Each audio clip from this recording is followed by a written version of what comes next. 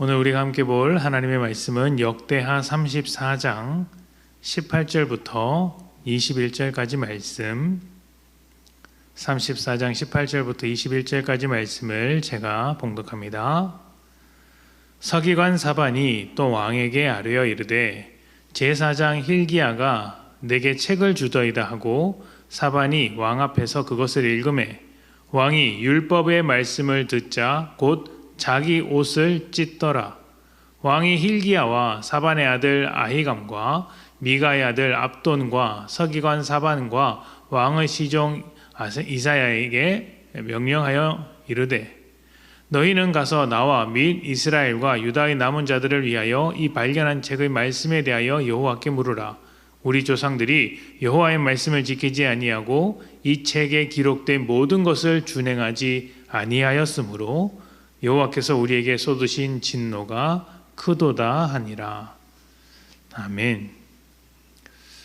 제가 신학 공부를 시작하고 나서 그리고 성경을 조금씩 이해하면서 그동안 내가 정말 잘못 생각하고 있었구나라고 깨닫게 된 몇 가지 사건들이 있었습니다. 내용들이 있는데요.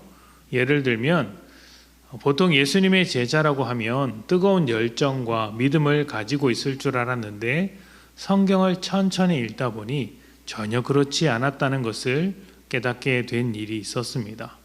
오히려 예수님의 말씀을 따른다기보다는 그 당시 종교 지도자였던 대제사장이나 바리새인들, 유대인들과 비슷한 생각을 가지고 있는 경우가 많아서 예수님과 충돌했던 모습들을 찾아볼 수 있었던 것이죠.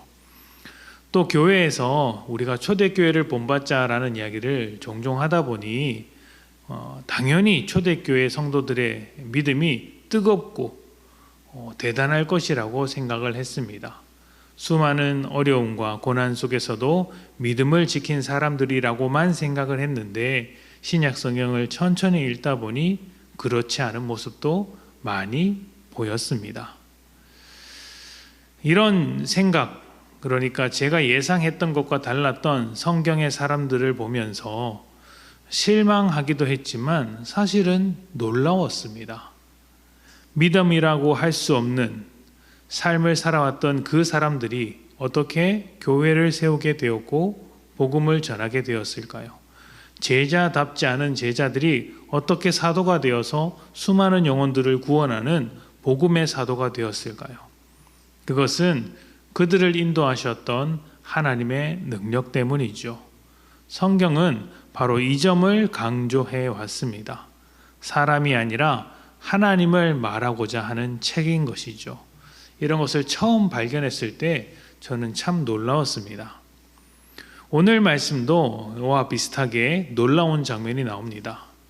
요시야 왕으로부터 시작된 성전 수리 과정에서 그동안 알지 못했던, 발견하지 못했던 율법책을 발견하게 된 것입니다. 이게 무슨 의미냐면 하나님의 백성이면서도 사실상 말씀 없는 삶을 살아왔다는 것이죠. 잊었던 율법책을 이제서야 왕국이 세워지고 수많은 시간이 흘러서 이제서야 발견하게 된 것입니다. 그동안 이스라엘은 유월절도 지키지 않았습니다. 하나님의 말씀을 무시했습니다.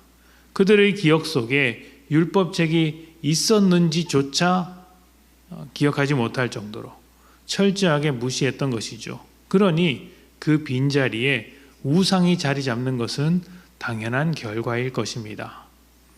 그렇다면 이스라엘 백성이 유월절도 지키지 않았고 말씀도 지키지 않은 상황에서 하나님의 백성으로서의 신분을 유지할 수 있었을까요? 시내산에서 그들이 하나님과 약속하기로는 하나님의 말씀을 지킬 때 하나님의 백성이라고 할 수 있다고 했지만 그들은 하나님의 말씀을 기억조차 못했습니다. 그럼에도 하나님의 백성이라는 이름을 달고 있으니 그 이유는 어디에 있겠습니까? 말씀도 있고 순종하지 않는 그들의 믿음으로서는 절대 하나님의 백성이라는 이름을 달 수 없죠. 그렇다면 그들이 무엇으로 인해 하나님의 백성으로 살게 되었을까요? 바로 하나님의 은혜 덕분이죠.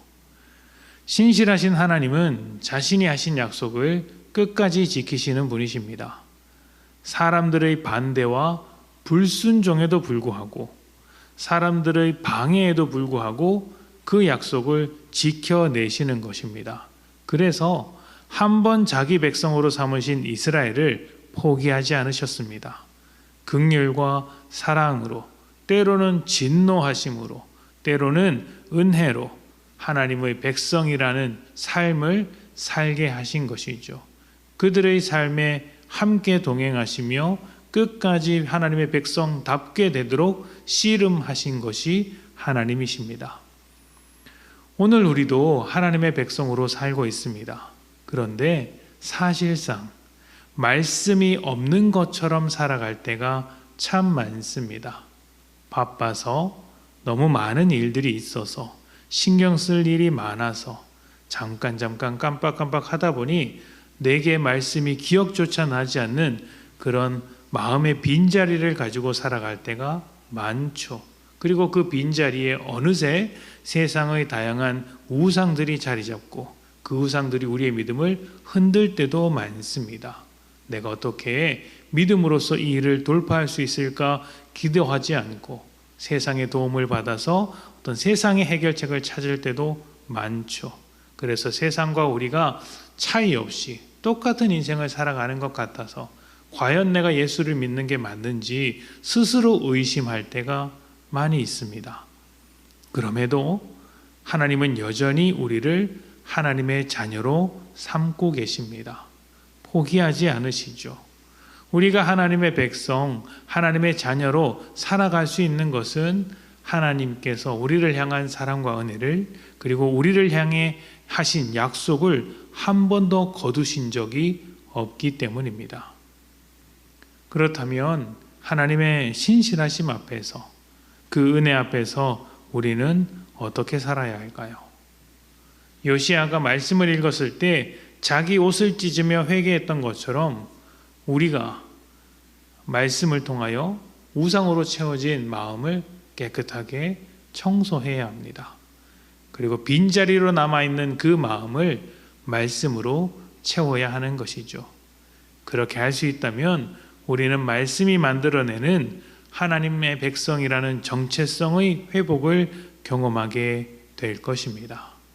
말씀 앞에서 옷을 찢은 요시야처럼, 그리고 백성들에게 하나님의 말씀대로 살아가자고 회개하자고 외쳤던 요시야처럼 우리의 마음을 찢고 거룩한 백성으로 다시 한번 회복하시기를 축복합니다. 우리 함께 기도하겠습니다.